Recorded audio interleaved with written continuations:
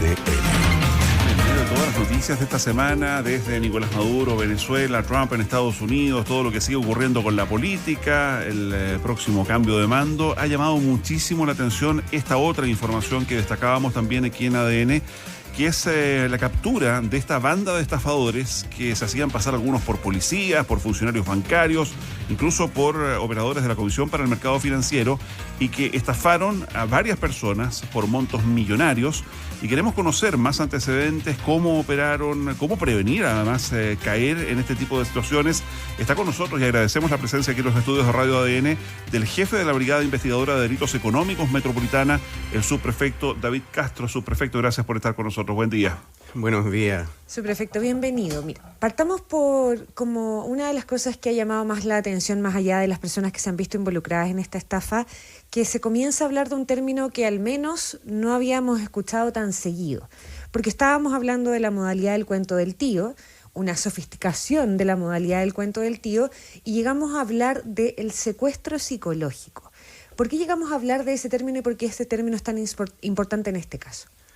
Lo que pasa es que en este caso en particular se habla de una forma como un secuestro psicológico porque estos delincuentes, estas personas envuelven a la víctima, indicándole que ellos, además de ser posibles víctimas de un fraude por parte de alguna organización internacional, ellos también señalan que es posible que estén involucrados familiares y también alguna persona del banco. ¿Que los familiares estén involucrados como posibles víctimas de esto? No, como posible parte de las personas que entregan información, ya. Porque estas personas mantienen información privilegiada de las víctimas. Por cierto. Productos bancarios, la cantidad de dinero que mantienen. Entonces, claro, ¿qué es lo que generan estas personas? Una confianza, el delincuente genera una confianza con la víctima y a su vez una desconfianza con su entorno. Y eso es lo que se puede hablar como un secuestro de una forma porque lo envuelven, se mantiene como en una burbuja esta persona. Y ese lo envuelven además tiene que ver con la cantidad de veces que se comunican con la víctima. Totalmente, ¿no? La cantidad de veces, el tiempo que se mantienen en contacto con ellos, al punto que en algunos casos estas personas cuando iban a retirar el dinero a través de los supuestos funcionarios de la PDI o de la Comisión para el Mercado Financiero, entregaban el dinero y después de eso ellos... Sí. Sí. Ay, sí, perdón. Sí, estas personas después de que entregaban el dinero se lo facilitaban a otras personas. ¿Ya? ¿Sí? Ya, vamos a seguir con eso. Estamos conversando con el subprefecto de la Policía de Investigaciones, David Castro, y decíamos jefe de la Brigada Investigadora de Delitos Económicos Metropolitana, que está con nosotros para hablar de esta banda de estafadores. Decíamos que, bueno, esto tiene que ver con el tiempo, con el envolver, con aislar a la persona de su entorno, hacerlas desconfiar de su entorno y hacerla confiar de los falsos policías y los ejecutivos bancarios, ¿no? Exactamente. Como hablábamos del entorno del entorno social que tiene esta persona, los familiares y todo, ellos desconfiaban. Y después estas personas, claro, ¿qué es lo que le decían a la persona? Usted tiene que hacer entrega del dinero a las personas de la Policía de Investigaciones que concurran a su domicilio o a personal de la Comisión para el Mercado Financiero. ¿Ya? Estas personas, ¿qué es lo que hacían? Entregaban el dinero a estos supuestos policías y además todos sus productos bancarios. ¿Ya? Entonces, ¿qué es lo que hacían estas personas? Tomaban el dinero y se lo entregaban a otra parte de la organización delictual, quienes efectuaban diferentes compras, incluso de vehículos y también de algunas propiedades. Sí. Subprefecto, ¿esto ocurre todo en una misma llamada o fueron, en algunos casos, de lo que ustedes lograron pesquisar, varias llamadas, incluso en diferentes días? Claro, eso es lo que, como estábamos hablando delante, estas personas llamaban durante varias horas. Una misma llamada que sí, duró varias horas. O en su efecto, le entregaban teléfono a estas personas cuando iban a entregar el dinero a los supuestos PDI. Estos supuestos PDI le entregaban un teléfono a la persona para que se siguiera comunicando solamente con el falso ejecutivo bancario. Ya, lo que pasa es que cuando uno conoce y ha conocido estas historias del cuento del tío, en general son llamadas relativamente acotadas, donde se pide un rescate o se pide ayuda y no es algo que ocurre en varios días. Y se cuenta una historia como de algo, no sé, un accidente de un sobrino, vaya a saber. Claro, generalmente el tema del cuento del tío es un relato específico para que la víctima sea engañada y entregue su dinero. Pero esto parece bastante más sofisticado, no solo en que contaban con la identificación con detalle, digamos, de la persona a la que iban a estafar, nombre, ruta, en fin, sino que ha trascendido de que aquí también contaban con detalles respecto de instrumentos bancarios, qué instrumentos bancarios tenían y cuáles eran los montos que allí estaban. Eso permite suponer que aquí hubo información que también salió desde las entidades financieras.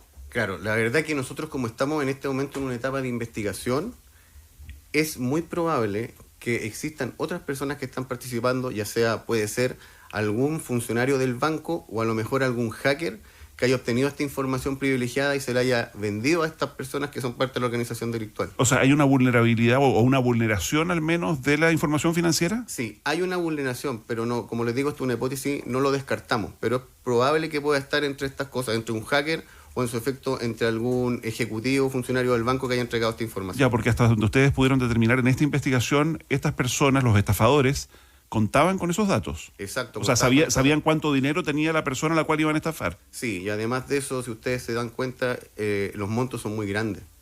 Entonces sí, claro, tenían información privilegiada de ciertas personas.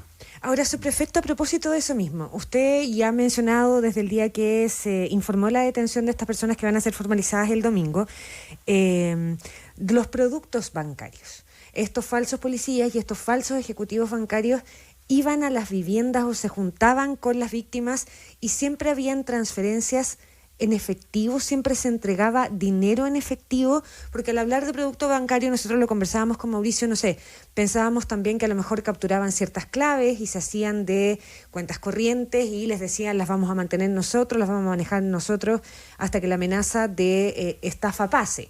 ¿O siempre había plata de por medio, plata en efectivo? Siempre en estos casos había dinero en efectivo y además entregaban sus productos bancarios. Cuando hablamos de productos bancarios, entregaban sus tarjetas de crédito y también entregaban sus tarjetas de débito. Por lo tanto, estos mismos delincuentes, ¿qué es lo que hacían después? Iban a cajero automático, hacían giros de dinero y a su vez también concurrían a algunos centros comerciales a efectuar compras físicas y por otra parte también por internet, generalmente de diferentes especies de valor. Ya, pero es que una cosa es sacar la tarjeta de crédito y sus claves, digamos, para hacer este tipo de compras, pero otra muy diferente es pasar dinero y además en estos volúmenes. O sea, aquí efectivamente las víctimas retiraron millones de pesos del banco y se los entregaron físicamente en billetes a los estafadores. Exactamente, sí.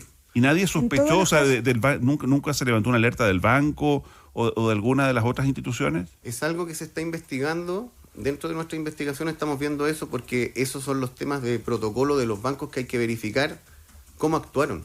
Porque efectivamente, frente a una cierta cantidad de dinero, a lo menos debería generar una alerta. Ya, y en este caso, perdón, porque entendemos que son al menos 4 mujeres las estafadas, ¿no? ¿O podría haber más? Hasta el momento tenemos 4 víctimas. ¿Todas mujeres? Son 3 mujeres y un hombre. ¿Y todas del mismo banco? No, de diferentes entidades bancarias. Sí, son de diferentes entidades bancarias. Ya. Y ahora con la investigación, con las detenciones y con la información que se ha entregado por los medios de prensa, han aparecido otras víctimas, que también estamos tomando contactos con ellos para establecer si son la misma organización criminal la que los atacó a ellos en su cuenta. ¿Y ustedes sospechaban de algo de esta naturaleza o esto llega a partir de una denuncia? Este tipo de modo operandi en particular, con este tipo de montos, a nosotros nos llega en el mes de octubre. Como una denuncia. Exacto, como una denuncia. Pero ¿en qué momento la víctima, porque aquí sabemos, no vamos a hablar del caso puntual porque la formalización ya es el domingo, ¿no? Pero sabemos que está involucrada la actriz Amparo Noguera y eso ha generado un impacto comunicacional también distinto a propósito de este caso y a propósito de un monto gigante de plata que son 700 millones de pesos. ¿En qué momento las víctimas, o a propósito de qué alertas las víctimas dicen esto no está bien? Después de haber entregado tarjetas de crédito, tarjetas de débito, plata en efectivo, ¿qué pasó para que esa denuncia se generara y ustedes empezaran a tirar estas hebras y dieran con los otros 4 casos por En un caso en particular, como se señalaba que estos falsos ejecutivos bancarios indicaba que había una organización criminal o internacional que estaba operando, le decían a la víctima que durante el transcurso de esta investigación que ellos estaban haciendo, el Ejecutivo Bancario, monitoreado por la PDI y monitoreado por la Comisión para el Mercado Financiero, les decía que tenían que resguardar sus fondos, entregárselos a ellos y que tenían que esperar que esta investigación culminara. En este caso en particular, se le señala en un momento que la investigación ya culminó, le mandan un video, de hecho temporal, con unas personas detenidas y le dicen que tiene que ir a retirar todos sus productos y su dinero a una unidad de la PDI fuera de la región metropolitana, dándole una dirección, claro, y al final eso no correspondía y en ese momento la persona se da cuenta de que estaba siendo víctima de una estafa. En otros casos en particular, cuando las personas están comunicándose con estos supuestos ejecutivos bancarios, en algún momento hablan con alguien, con algún familiar, con algún amigo, y ese amigo como que lo saca de esta hipnosis prácticamente que tiene y le dice, no, ten cuidado porque a ti no te tendrían que estar pidiendo datos, ni información, ni menos dinero. Ya. Es cierto, perdón, que dentro del proceso de esta estafa les dicen explícitamente no te contactes con la familia, no contactes a más policías, o sea, a esta persona literalmente la aíslan o tratan de aislarla. Por eso se hablaba como ese secuestro psicológico. Y de la burbuja. Y de la burbuja, porque efectivamente les decían, ojo con entregar esta información a familiares porque es probable que ellos mismos hayan entregado su información a estos delincuentes. O sea, como si la familia la estuviera tratando de estafar. Claro. Oye, yo sé que esto puede parecer anecdótico, pero a muchos nos ha llamado la atención esto del ramo de flores con billetes. ¿Ustedes lo habían visto? Yo por lo menos no lo había visto. ¿Dónde se manda a hacer un ramo de flores con billetes? No, de acuerdo a lo que estuvimos viendo en algunos canales que ellos mostraban, creo que hay páginas donde se hacen estos ramos. Ahora, la verdad que a lo que puede ver uno, eso es una forma, en el fondo, de ostentar, de mostrar que se tiene dinero, que se tiene poder. Pero esto da cuenta, veremos ya la formalización, ya decíamos el día domingo, pero esto da cuenta de gente que era habitual en este tipo de delitos. Sí. O sea, no son primerizos, digamos. No son primerizos y de hecho nosotros, si bien tenemos la primera denuncia en el mes de octubre con respecto a esto, pero ya esto con la investigación se va a determinar, yo sé que esto es de antes, mucho antes de esto. Estas personas están operando, yo creo que hace más de 2 años en algunos casos. Estamos conversando con el subprefecto David Castro, jefe de la Brigada Investigadora de Delitos Económicos Metropolitana. Subprefecto, cuando pasan este tipo de cosas con montos mucho menores, desde el sentido común hay muchas personas que dicen, pero ¿cómo caen? ¿Cómo seguimos cayendo? ¿Cómo siguen cayendo? Y además con estos montos exorbitantes de dinero. Eso necesariamente tiene que ver con la sofisticación, ¿no? Porque se han ido entregando cada vez más herramientas y recomendaciones de decir, no entreguen las claves a los bancos, estas instituciones no piden clave, no sé qué. Pero la sofisticación también de vestirse de ejecutivos bancarios y de policía que apareja otro delito, o sea, que es suplantación, no sé, en el caso de los falsos policías me imagino que eso no estaba tampoco en la ecuación y eso ayuda a que más gente caiga o que caiga con más plata. Claro, porque en el fondo le genera confianza que en un momento este ejecutivo bancario le dice, ahora va a tomar contacto con usted el funcionario tanto de la PDI. Pero ¿qué cosas tenían los falsos policías y los falsos ejecutivos bancarios que hacen que la gente también crea que son quienes no son, digamos? Por ejemplo, no sé, un falso policía, ¿estaba vestido de policía? ¿Tenía credencial de policía? Debería ser así. Ya. Para que estas personas hayan entregado su dinero, tienen que a lo menos haber estado así. En el caso de las personas de la Comisión para el Mercado Financiero, estas personas andaban con una supuesta credencial que mostraban y que señalaban que eran de esa institución.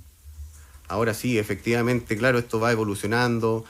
Las personas que hacen esto... Porque yo me imagino si llega a la puerta de mi casa un policía que no parece policía o que en vez de decir PDI dice BPI o no sé qué, uno se da cuenta que es un disfraz, digamos, ¿no? Por lo tanto, yo creo que esto va todo en el engaño y en esa burbuja que le generan a la persona. Claro, la sofisticación es el círculo entero, claro. Está asustada y que ella lo único que quiere es resguardar su patrimonio, que al final es el que le quitan. Claro. Oiga, Dentro de las personas a las que se va a imputar, entiendo que hay 2 que están detenidas por otros delitos en la cárcel de La Serena. Son 3. 3 personas. Personas que van a ser formalizadas también, que se mantienen reclusos en una cárcel en La Serena. Yo sé que se ha hablado mucho respecto de esta operación Apocalipsis, los funcionarios de Gendarmería, digamos, que facilitaban la comisión de algunos de estos delitos vía teléfonos celulares, que ingresaban a las cárceles, en fin. Pero ¿qué pasa ahí, digamos? O sea, usted como jefe de la Brigada Investigadora de Delitos Económicos Metropolitana, con este caso, pero con otros anteriores, los cuentos del tío, muchos de esos llamados se originan desde las cárceles. ¿Qué está pasando? O sea, ¿qué diagnóstico hace desde la Policía de Investigaciones respecto de los delitos que se siguen cometiendo desde el interior de los penales? Sí, es complicado porque hay gente que facilita los medios y es probable que también en algunas instituciones exista la corrupción, como ustedes han visto. Entonces son los protocolos de los organismos que están vinculados, en este caso con la cárcel, los que tienen que ver, evitar eso. ¿Y cómo se detiene esto? Y en el caso de los delitos económicos, ¿es muy alta la ocurrencia de delitos manejados desde la cárcel?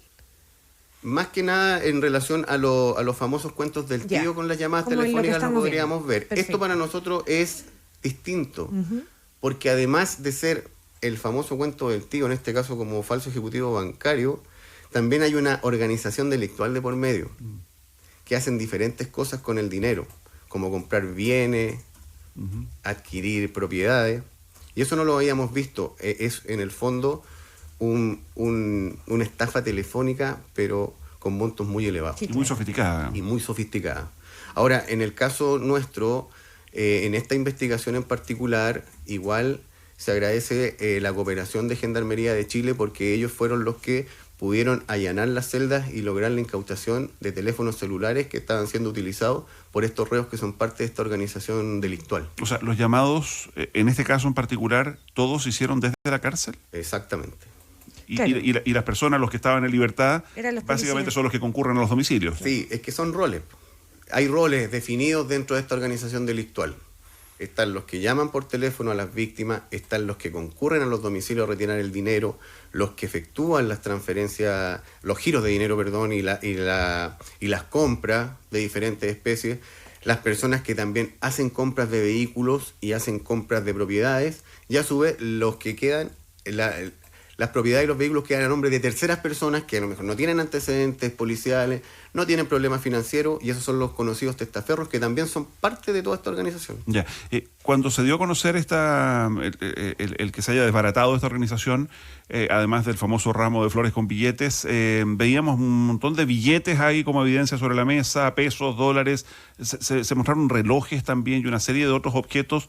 Ya está, o sea, va a tener que pasar todo el proceso para devolverle todo aquello a las víctimas. Se logró recuperar parte de lo defraudado, porque se habla de más de 1.000 millones de pesos. Sí, se logró recuperar parte. Nosotros, entre las especies, vehículos y dinero en efectivo, hay más de 250 millones recuperados aproximadamente. Es como un cuarto de lo que se defraudó. Y eso es lo que tienen que ver después la formalización, y ahí entre fiscalía, qué es lo que va a pasar con ese dinero para entregárselo a las víctimas. ¿Cómo se devuelve? Porque son varias víctimas, ya decíamos. Ya, subprefecto, y lo último, ya lo hemos hecho muchísimas veces, pero nunca está de más, queda en evidencia que nunca está de más. ¿Qué no tenemos que hacer en relación a nuestros productos bancarios? ¿Qué no tenemos que hacer en relación a llamadas como esta? ¿Qué tenemos que detectar para no caer en situaciones tan brutales como lo que hemos visto en este caso? Sí, lo primero, y lo que siempre se dice, jamás entregar claves, jamás entregar contraseña a terceras personas que nos llaman por teléfono.